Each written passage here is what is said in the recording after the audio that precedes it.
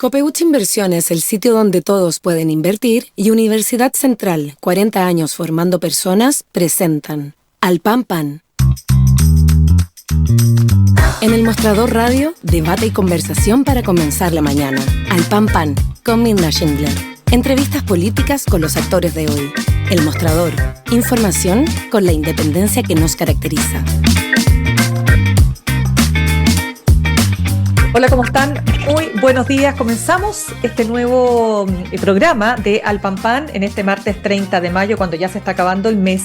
Y quiero entrar en un tema que, por supuesto, no está resuelto, sigue estando en la noticia, las ISAPRES. Solo partir con la última encuesta de Pulso Ciudadano, Criteria Research, que mostraba este fin de semana que más del 75% de la población que representa, ¿no es cierto?, esta encuesta, señala que tiene nada de confianza o poca confianza en las ISAPRES. Un 55,4% dice que está muy de acuerdo con la ley corta de ISAPRES presentada por el gobierno, y un 58,5% dice que prefiere que las ISAPRES devuelvan todo lo adeudado. Finalmente, un 48,7% de la población está muy en desacuerdo con la reforma presentada por senadores de oposición para darle viabilidad al fallo de la Corte Suprema. ¿En qué está este tema tan relevante, porque finalmente compromete la atención hoy día de más de 3 millones de afiliados? Vamos a conversar con el abogado Luis Taller Morel, abogado litigante durante muchísimos años, laboralista, seguridad social, civil, etcétera. Abogado Luis Taller, ¿cómo le va? Muy buenos días, gracias por estar con nosotros.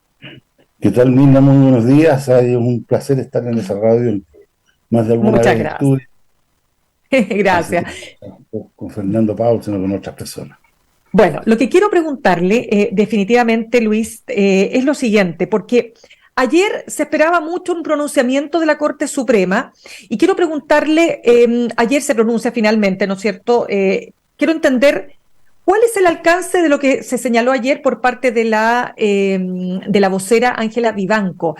¿Cuál es la situación finalmente respecto de los dos proyectos de ley que están en el Congreso? Mire, es bastante simple lo que resolvió la Corte y que no era no esperable lo que dijo. Ya. La Corte Suprema y los tribunales en general hablan por sus fallos, por las sentencias. Y ya la sentencia en torno a este tema de las ISAPRES como sentencia está ejecutoriada, no se puede mover. O sea, está claro que la Corte Suprema no podía tocar el fallo, y es lo que dice. Pero dice algo más, dice: yo no me puedo pronunciar sino por aquellas cosas en que el Poder Legislativo me puede consultar y que son materias que tengan que ver con la organización o con las atribuciones de los tribunales. Punto. Ya. No puede referirse a otras materias. Entonces, cuando se le consulta sobre un proyecto y el otro, el proyecto de reforma constitucional, la consulta que decía era algo así, era muy simple, decía: si este proyecto afecta o no afecta el fallo que dictó la Corte Suprema sobre la ISAPRES. Ya. Entonces, la Corte Suprema le dice: mire, yo no me puedo pronunciar por esto porque no tiene que ver con la organización ni con las atribuciones de los tribunales. Punto. Y respecto al otro proyecto le dice: mire, tampoco me puedo referir, salvo a algo en el artículo 9, que es una cuestión muy circunstancial. Muy técnica, porque, y claro, exacto. Claro, pero en simple te lo explico, porque ya. son 30 segundos. Sí. Una de las normas que decía que no van a poder retirar utilidades las ISAPRES mientras no hayan pagado toda la deuda. Eso dice el artículo 9. Y señala una serie de mecanismos de reclamación que se podría hacer por el no retiro de utilidades. Entonces, ahí sí hay una intervención que pueda reclamar los tribunales. Entonces le dice a la Corte: mire, respecto a los plazos, me gustaría que fueran así, porque tiene que ver con organización y con atribuciones de los tribunales. Entonces no se refirió a ninguna otra cosa que no fuera lo estrictamente establecido en la Constitución, porque yo soy un poder del Estado que tengo mis atribuciones, hablo por la sentencia y nada más. Correcto. Eso. Entonces, en otras palabras, Luis, el fallo de la Corte es totalmente independiente de los proyectos que estén en curso en el Parlamento para darle viabilidad a ese fallo. Efectivamente. Ahora, no es un fallo, es la respuesta a una consulta. Me refiero al fallo anterior. O sea, el fallo se tiene que cumplir. ¿Cómo se cumple? Se tiene que cumplir. Exacto, o sea, ¿cómo se cumple? ¿A través de qué proyecto de ley? ¿A través de qué, digamos, cuál es el proceso, digamos, cuál es la ley? ¿O cuál es el cuerpo legal que va a permitir el cumplimiento? Eso la Corte, eso es lo que estoy entendiendo. La Corte dice, bueno, ahí no me puedo pronunciar, ¿cierto? Ya paso, ya está pronunciado, está la sentencia. Ya, y la diferencia que hay, perdón. Sí, dígame nomás. Prefiero contestar las preguntas. Sí, no, pero dígame ese último punto, Luis, por favor. ¿Cuál es la diferencia? La diferencia que hay entre un proyecto y el otro, en lo que interesa a la gente, es que el proyecto de reforma constitucional lo que dice es que no niega que tengan que pagarse las diferencias. No hay nadie que haya negado que hay una deuda. Ahora, podrá determinarse el monto que será lo que dijo la superintendencia o será otro. No sé, eso es lo que puede estar en discusión en otro aspecto. Pero en este sentido, lo que dice el proyecto de reforma constitucional es decir, mire, que el cálculo de las diferencias tiene que hacerse a partir de la fecha de la sentencia de la Corte Suprema, que es el 30 de noviembre del 22. Y lo que dice, lo que dice la sentencia, y es lo que hay una aclaración que hizo la superintendencia, pidió una aclaración al fallo que se puede pedir, acláreme a partir de cuándo tengo que contar esto. Y entonces, y lo hizo ¿en qué sentido? En que podría haberse entendido que es desde el 2010, que es desde el fallo del Tribunal Constitucional, o desde qué fecha. Entonces la Corte Suprema aclaró el fallo del 30 de noviembre diciendo esto tiene que aplicarlo a partir del 1 de abril del año 2020, que es la fecha en que empezó a regir la tabla única de factores. Exactamente, y ese es el fondo de la discusión, que es muy importante. El fondo de la discusión es ahora. Claro. Ahora, ¿qué es lo que pasa? ¿No es cierto? Lo que tendrá que verse si acaso. O sea, yo creo que una reforma constitucional ni ninguna ley puede modificar un fallo, porque hay una norma en el artículo 76. Es que ahí quiero entrar entonces, Luis, por lo siguiente, porque usted en una columna de opinión, usted en nuestro medio, El Mostrador, usted decía que las ISAPRES están en una cuesta abajo en la rodada por su propia decisión. Y usted ha sido muy duro con las ISAPRES. Usted dice que ellas han tenido una reacción beligerante, cínica, y que las ISAPRES pretenden, por una parte, culpar a la justicia y a la Superintendencia de Salud de su propia responsabilidad en esta crisis.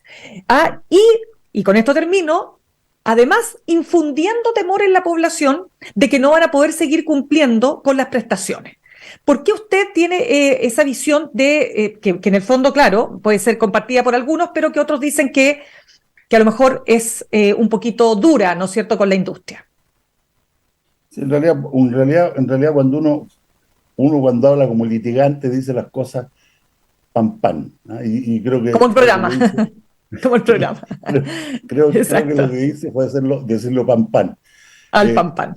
Son expresiones que las han utilizado otras personas. Han hablado de beligerancia también desde la superintendencia. Creo que la ministra secretaria general del gobierno dijo que era una desfachatez. La desfachatez es como el cínico, ¿no? Ocupé la palabra técnica, por decir así. Pero no es lo importante. Las ISAPRES son responsables de lo que ha ocurrido, en gran medida.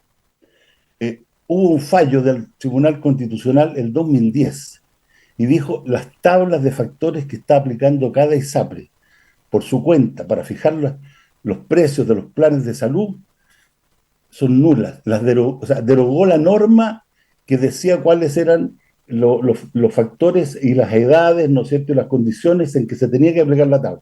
Esa norma fue derogada de la ley y se publicó en el Diario Oficial. Entonces, al derogar eso, quedaron sin efecto todas las tablas que tenían las ISAPRES. Y quedaron sin efecto para siempre. Ahora, ¿qué ocurrió? Y esto a lo mejor es un matiz que no está dicho en muchas partes, o en ninguna. Se demoró la superintendencia en dictar una tabla, que es la que tiene la facultad de decir, de acuerdo con la ley, cómo se aplican los factores de riesgo, tanto en edad como en el género. ¿No sé? Se demoró hasta el año 2019. Entre el 2010 y el 2019 pasaron 2 gobiernos. Ahora, se llenó de los tribunales de recursos de protección reclamando esto. Y la Corte Suprema no hizo rebajas porque no tenía tabla de factores a la cual referirse. Pero lo que resolvieron los recursos de protección fue rechazar los reajustes que aplicaban las ISAPRES, ¿no es cierto?, en las cartitas que le mandan año a año, en 1.000.000, en no sé cuántos miles, y eso, claro, y eso, exacto, y eso generó un colapso, por supuesto, también en los tribunales, que es un tema que alegan los jueces, tanto de la Corte Suprema como de la Corte de Apelaciones, etcétera. Ahora bien, lo que sí quiero preguntarle, porque usted señala que las ISAPRES están infundiendo este temor, dice usted, a sus afiliados y afiliadas, de que no podrán seguir financiando sus planes de salud, aunque las cotizaciones estén al día. Y hay expertos que han señalado que las ISAPRES no tienen por dónde pagar esta deuda tal como ha sido calculada, de los 1.400 millones de dólares. No hay ni una posibilidad de sacar la plata porque no existe esa plata. Entonces, claro, ¿qué se hace en un caso así? Porque parece que estamos en un punto sin retorno, no sé, es como un punto muerto, porque no logramos salir adelante y por otro lado está este temor, como dice usted, infundado o no, de que las ISAPRES puedan colapsar y terminar la industria. Claro. Ahora, yo creo que nadie quiere ese colapso, ¿no es cierto?, esas cosas, pero cuando hay un fallo de la Corte que dice eso, ¿no es cierto?, uno dice, oiga, yo no puedo pagar, entonces, bueno, no, aunque me embarguen, no me van a sacar ninguno.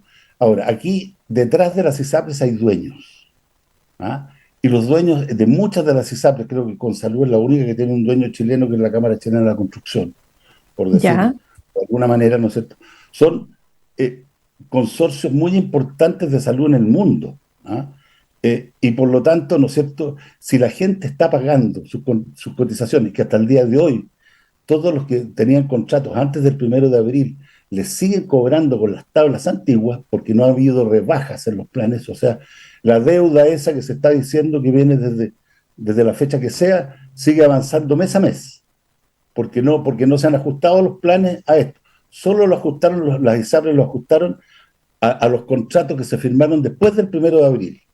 Pero todos los que vienen de antes, por eso son 750.000 personas más o menos a las que se refieren, que estarían afectadas, ¿no es cierto? Entonces, cuando se establece, ¿no es cierto?, una cosa, una situación de este tipo, yo creo que ahí el tema es que, claro, no podemos pagar, dice. Claro, no existe la plata y si no el sistema quiebra en septiembre. El Estado no lo puede pagar. Pero resulta que cobraron de más durante 14 años. ¿Ah? Durante 14 años cobraron cotizaciones, retiraron utilidades y se hicieron los lesos. Entonces, desde esa perspectiva, dicen, no tengo plata para pagar. ¿Ah? Y entonces me pongo en esta situación, vengan a recogerme, porque si no, yo voy a quebrar, ¿no es cierto? Y aquí va a haber complicaciones con todas las personas, los 3 millones dicen que se atienden en el sistema de salud privado, y esto va a afectar al sistema público porque también va a colapsar, porque la gente se va a ir para allá, etcétera, etcétera. Entonces, el ponerse, por eso puse a lo mejor una frase. Sí, pero independiente del texto, o sea, del concepto utilizado, la pregunta es si en el fondo, más allá de amenazas o no, eso va a ocurrir. O sea, si el sistema colapsa, también va a colapsar el sistema público, porque ya el sistema público tiene suficientes problemas como para además anexarse más afiliados que vendrían de las ISAPRES, ¿no? Mire, yo en ese sentido, todos estos tiempos que se han probado, ¿no?, porque el proyecto de ley lo que dice, él le dice, mire, como la Corte le ordenó a la superintendencia, vea usted cómo pagan, ¿no?, eso es lo que le dice la Corte, y que no colapse el sistema, etcétera, etcétera. Entonces le pone una serie de condiciones que son bastante difíciles. Esa es la situación en que estamos. Entonces, ¿qué es lo que dice el proyecto de ley? Oiga, señoras ISAPRES, díganme cómo pueden pagar. Díganme ustedes la fórmula de cómo pagar. Los bancos en su oportunidad, el año 82, ¿no es cierto?, se demoraron 38 años en pagar una deuda que la pagó el fisco, que la pagamos nosotros. Además. En este caso no va a ser así. Entonces le dice, oiga, señores que han ganado tanta plata, ¿no es cierto?, que me han cobrado de más durante tanto tiempo, que yo les sigo pagando, ¿no es cierto?, y usted me va a negar la salud. Oiga, dígame cómo resuelvo el tema. Y ellos, mutis, es que vamos a quebrar. Ahora, ojo que la quiebra no es la quiebra. ¿Qué es? Porque si alguien tiene sensación de pago, que yo creo que no le están pagando a la clínica, no le están pagando a los médicos. Pues, pero si yo no sé qué es lo que están haciendo con la plata. ¿Ah? También porque recaudan, Entonces, ¿qué pasa si? Pero ¿por ¿por qué dice que la quiebra no es la quiebra? Porque la quiebra en Chile como que no existe mucho. Y en esta materia, si entra en cesación de pago, tienen que nombrar un administrador provisional. ¿Ya? Y ese administrador seguirá funcionando con la ISAPRE mientras las personas van a otra ISAPRE o se crea otra ISAPRE. De hecho, se han creado ISAPRES nuevas, ¿no es cierto? Por lo menos hay una. Y cualquiera puede crear otra ISAPRE, ¿no es cierto? Que a lo mejor puede recoger las cosas sin deuda, etcétera, ajustándose a las... O sea, no es como que las personas quedarían huérfanas a la deriva y teniendo que emigrar obligadamente a FONASA. O sea, siempre puede haber un traspié en eso, porque cada vez que se produce esto, yo tenía hora al médico, que si no me operaron hoy día, porque, etcétera.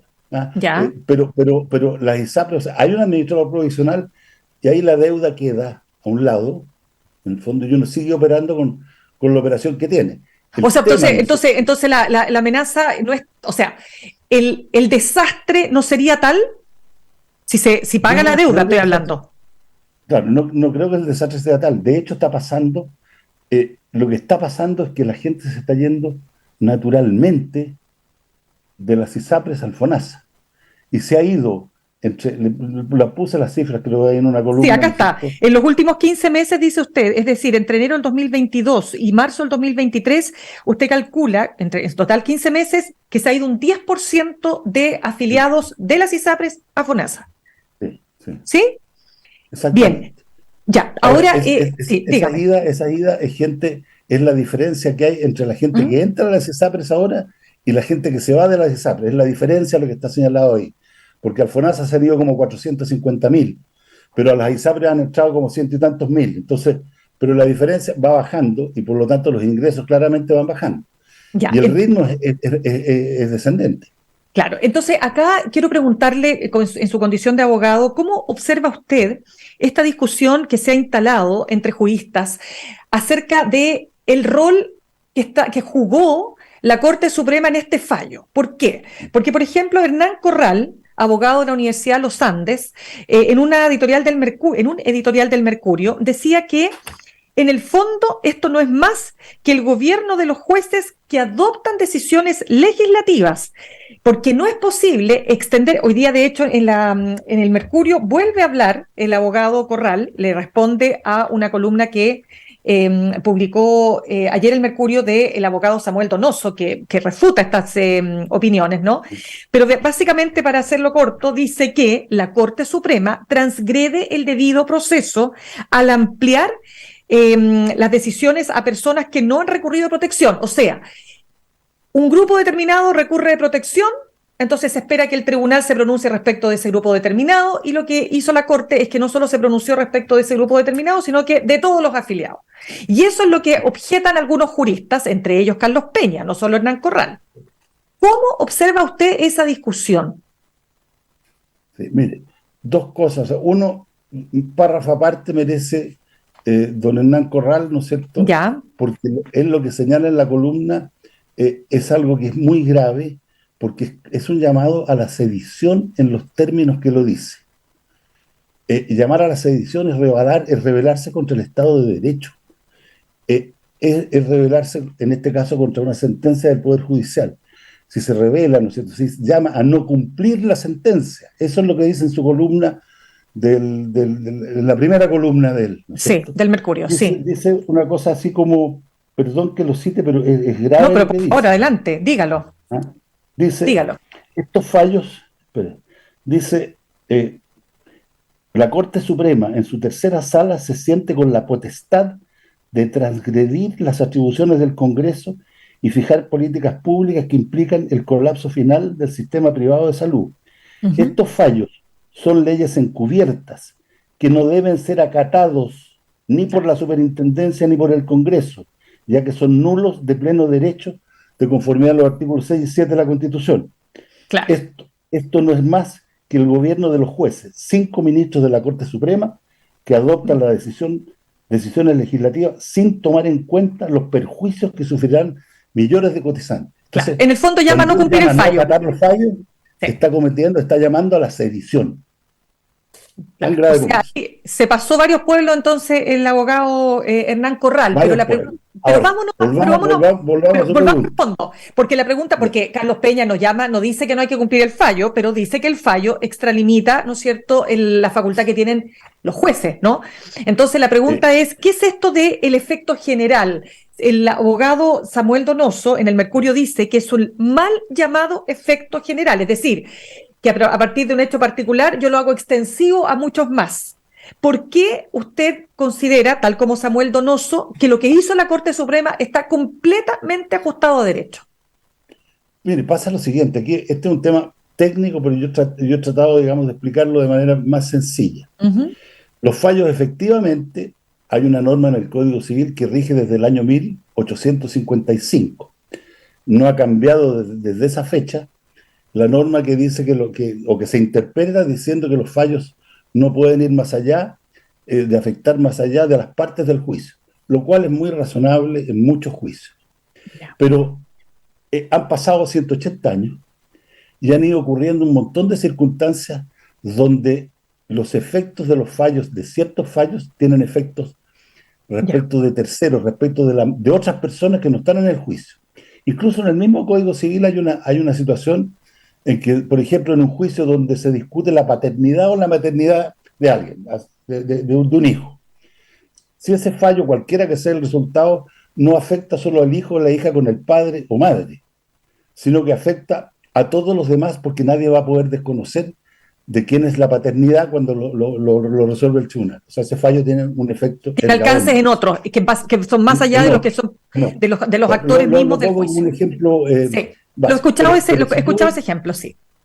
Ya, pero si yo voy a otra cosa, en los fallos de los tribunales, y sobre todo en los recursos de protección, porque en eso ha habido una más. Aquí lo que ha ocurrido es que primero hubo un pronunciamiento del Tribunal Constitucional y donde derogó una ley que era la que decía cómo se tenían que hacer las tablas de factores de riesgo. Y al derogarse esa ley está derogada erga omnes, se dice, o sea, con efecto para todo el mundo. Ya. Porque como las leyes, ¿no es cierto? Incluso se publica en el diario oficial la sentencia porque deroga una ley, o sea, es una atribución casi legislativa. Entonces, se deroga, se publica en el diario oficial y se hace extensivo a todo el mundo. Todas las ISAPRES y todo el mundo debieron ajustarse, ¿no es cierto?, a las tablas, a otro factor que fue lo que quedó dicho, no sé, sin afectar la igualdad ante la ley, etcétera, etcétera. Entonces, eso es erga omnes. ¿Qué es lo que hizo la superintendencia el año 19? Dictó una circular donde dijo las tablas únicas se tienen que ajustar a estos parámetros que los definen esa circular. Y esa circular tiene efectos erga omnes. Ahora, ¿qué es lo que hace la Corte Suprema? Cuando ha tenido, no sé si 1 millón de fallos o de recursos de protección donde ha estado resolviendo lo mismo, lo que hace es decir, mire, ¿sabe qué más? Cuando el acto es nulo o cuando hay un exceso respecto de un acto administrativo que no tiene efecto, o sí tiene este efecto, no tiene efecto para uno y para otros no.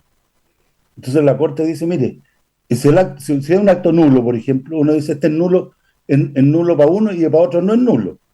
No puede ser así porque el acto es nulo. Aquí en este caso lo que hay claro, una circular que es válida para todo el mundo, erga omnes. Luego dice, porque si no nos llenaríamos si fuera individualmente tendría que tener cada uno un juicio para discutir la validez o no validez de la tabla. Claro, lo que pasa es que ahí dice, Samuel Donoso dice en su columna, precisamente respecto a lo que usted señala, Luis, que con el fin de entregar predictibilidad a quienes recurren a la Corte, ¿no?, frente a situaciones que eran casi idénticas, porque en el fondo todo el mundo iba porque quería detener el alza unilateral de los planes de salud. O sea, a mí no me preguntan, a mí me mandan una carta. Y esa carta, lo que hacía las personas es, vamos a tribunales y vamos a parar esto porque usted no está cumpliendo con el fallo o con la determinación, mejor dicho, del Tribunal Constitucional. Entonces, dice él que frente a situaciones casi idénticas y construir respuestas que sean consistentes en el tiempo cuando los argumentos se reiteran en sede judicial. Entonces, para entenderlo en fácil, ¿qué significa finalmente lo que termina siendo la Corte Suprema, Luis, para los que no somos entendidos en estas materias jurídicas? Mire, significa, le voy a dar dos ejemplos evidentes. O sea, claro, no se discute que se deba la plata, porque Carlos Peña ni nadie dice, sí, la plata se debe. Lo que está diciendo, oiga, es que como no cobró, la ISAPRES no tiene la obligación de pagarle. Entonces tendría que demandar, ¿ah? Para que tuviera efecto respecto de las partes que están en el proceso. Exacto. Lo cual transforma esto en un tema procesal. O sea, nos vamos a decir, mire, es que las ISAPRES no quieren pagar, entonces, bueno, tienen el argumento. ¿Qué ha pasado? Que este efecto erga omnes viene de una situación, de una disposición de la autoridad administrativa, en este caso, que es esa circular, que se aplica a todo el mundo. Ahora, los recursos de protección, si se ve el artículo 20 de la Constitución, ¿no es cierto?, dice que cualquier persona puede interponerlo en favor de cualquiera otra, de todos. Yo interpuse alguna vez un recurso de protección y tengo por ahí pendiente, representado como a 100.000 trabajadores de una determinada actividad, en favor de los que concurren, ¿no es cierto?, y de todos los demás que están afectados. Sí. Uno lo hace en los juicios de consumo de los consumidores.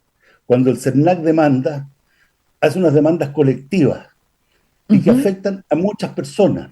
Entonces, ¿qué es lo que está pasando aquí? La Corte Suprema dice, oye, yo no puedo poner en discusión todos los días, como he pasado durante, no sé, 10 años, con millones de juicios, resolviendo lo mismo en formularios donde han tenido que hacer un edificio al lado para tramitar los recursos de protección y tener esta especie de maquinaria industrial, ¿no es cierto?, que falla recursos, decirle, oiga, esto no puede tener efecto respecto a terceros.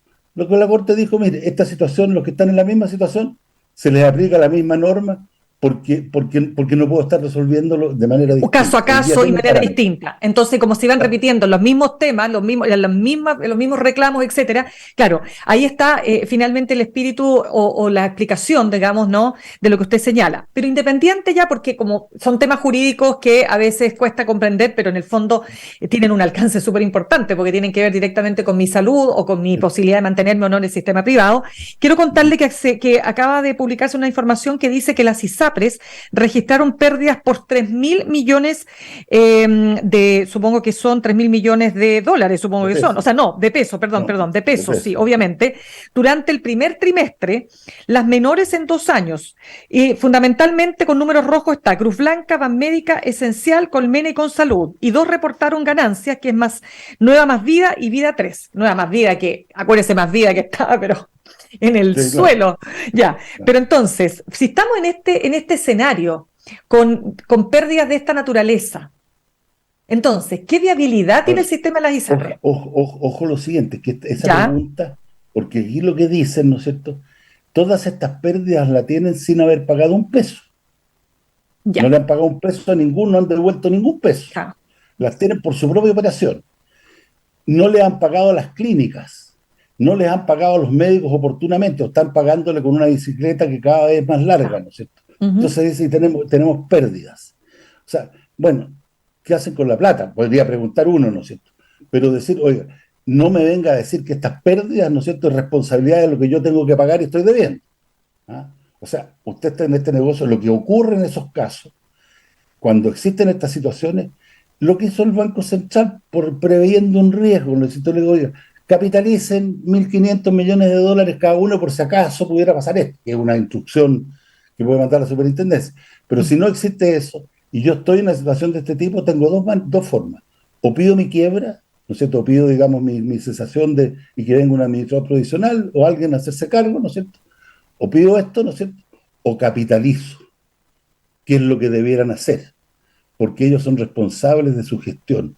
Entonces, no vengan a decirle que tengo esto. O sea, la gente está pagando sus cotizaciones, tiene planes firmados. Mire, yo fui el otro día, tuve que hacer una gestión, todavía me deben devoluciones de cosas, porque ya las clínicas, algunas clínicas, te están diciendo, pague usted ahora, al contado, y vaya usted a recuperar al ISAPRE. Imagínese. Porque la ISAPRE no le hace. Entonces uno va, entonces, ya. Claro, y yo entonces, en la cola de internet, ¿no es cierto?, peleando con la ISAPRE. Exacto. Luis, se nos acaba el tiempo. Entonces, en simple, ¿usted le ve viabilidad futuro a este sistema así tal como está? ¿O cree usted que definitivamente este sistema no resiste más y va a terminar, digamos, dando camino o dando paso a otro sistema, o sea, a otro modelo, quiero decir? Mire, depende de las ISAPRES. ellas son las que tienen que decir cómo pueden salir adelante y si tienen que poner más plata en los negocios, sobre todo en lo que lo ven como un negocio además, que asumen la responsabilidad de la seguridad social, que tienen esas obligaciones, tienen también la obligación de buscar caminos de salida y no sentarse, ¿no es cierto?, como vaca en brazos, como lo puse ahí, ¿no es cierto?, un poco en la columna, es decir, estoy quebrado, ¿quién me viene a ayudar? ¿Quién me viene a resistir? No va a llegar alguien así porque tampoco puede hacerse. Entonces creo que las fórmulas tienen que ir por esa, sobre todo por mantener los sistemas de salud. Ahora, si la gente se va a ir al FONASA, se va a ir yendo, creo que se van a ir yendo de a poco. Y es lo que está pasando. Además, lo que les va pasando, no sé, que está yendo la gente más joven. El 60% más o menos de las personas que se han ido para allá es gente que no ocupa los servicios médicos, ¿no es cierto? Entonces, se van quedando con las personas de mayor edad. Ya pues. Entonces yo creo que la solución la tienen ellas. Pueden sacar plata del bolsillo, capitalizar y resolver. Y el otro cuento, ¿no es cierto?, es ver cómo llegan a una situación de devolver hacia atrás lo que están haciendo, pagarle a los prestadores. Termino con esto, Mirna. Ya. El sistema de salud, lo más importante son las personas, los pacientes. Y el otro que es importante son los prestadores de salud, que son las clínicas y los hospitales donde la gente se atiende. Las ISAPRES están al medio, son intermediarios que financian mediante seguro y pagan esto. No son esenciales dentro del sistema de salud, pero si han asumido el rol del financiamiento en esta cosa y ocupar este mecanismo, ¿no es cierto?, tienen que hacerse responsables porque además cumplen una función pública, no es puro ganar plata. Perfecto, eso. Luis, muy bien. Pues Luis Taller, quiero darle las gracias por haber estado con nosotros esta mañana. ¿Por qué? Que tenga buen día. Muchas gracias. Muy buen día, muchas gracias.